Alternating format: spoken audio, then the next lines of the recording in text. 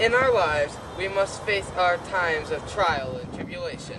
Between 1941 and 1945, many great American men head off to Japan, North Africa, or wherever the United States Army decided to declare war. After all, World War II was a global event, right? There were many great battles, great heroes, great cowards, and worst of all, many who never came home from the battles.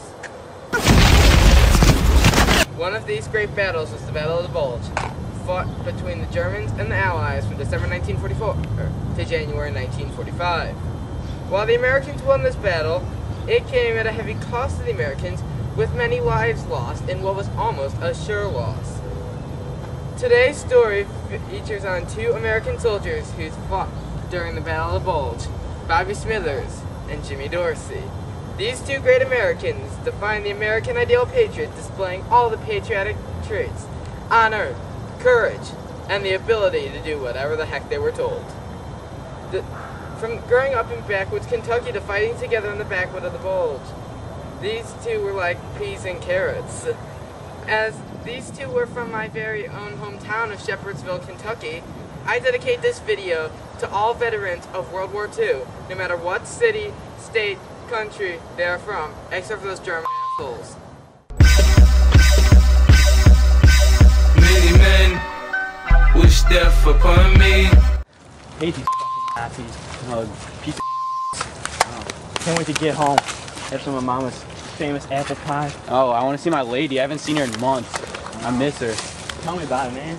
Like, it's just piece of here. So much mud and dirt. All we do is trudge through this crap all day, dig trenches, and look for those damn Nazis. Hell out here.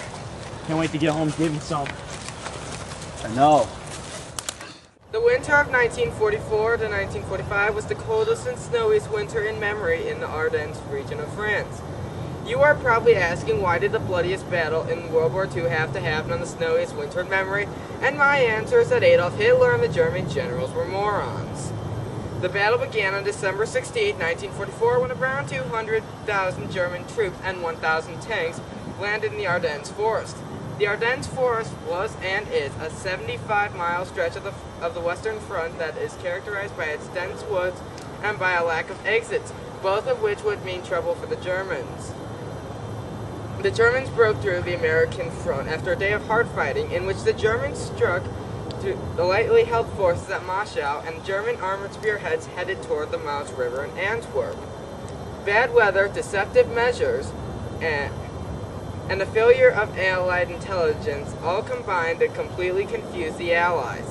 Many support troops of elements of 5 U.S. divisions fell back in confusion, and 2 regiments of the 106th Infantry Division completely surrendered after brief fighting. In areas such as the Ardennes, the U.S. forces were spread very, very thin because of the decision to continue attacking through the fall.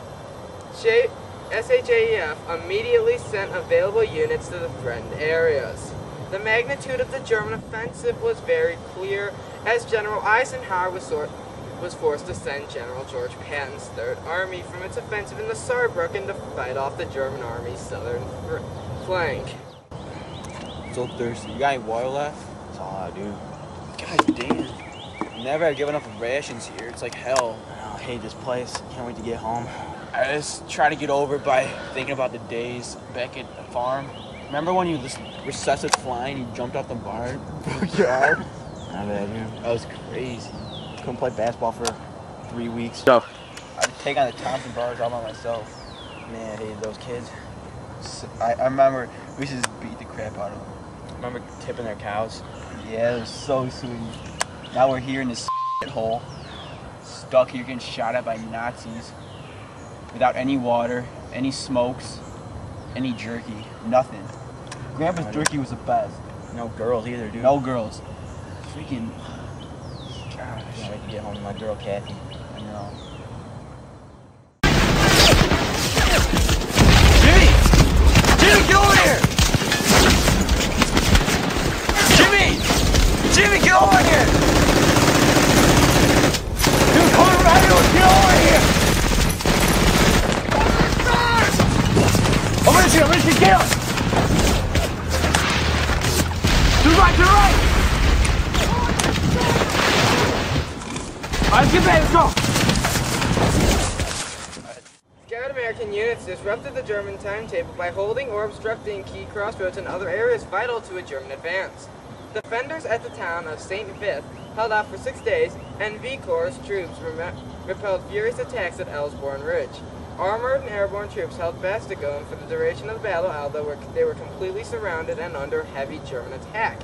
Meanwhile, a German effort to widen the southern shoulder of the Bulge along the Sauer River came to nothing. 4 factors caused the German spearheads to recoil short of the Meuse. It all ultimately came down to a lack of fuel, being denied critical road nets, constant Allied air attacks, and confrontations with American armor. General Patton moved the 3rd Army northward as they relieved Bastogne on December 26. On January 3rd, troops from the 1st and 9th Army, in addition to British forces commanded by General Montgomery, launched attacks against the northern shoulder of the Bulge. Operation Nordwind, a secondary German offensive, failed in the south. Eisenhower ordered the 6th Army to pull out of Strasbourg and raging French General Charles de Gaulle. Allied troops remained in Strasbourg after heated negotiations and the German attack lost its momentum. At the end of January, the Allies retook all the ground lost in the German offensive. This is bullshit. Hate digging these trenches. Someone's got to do it.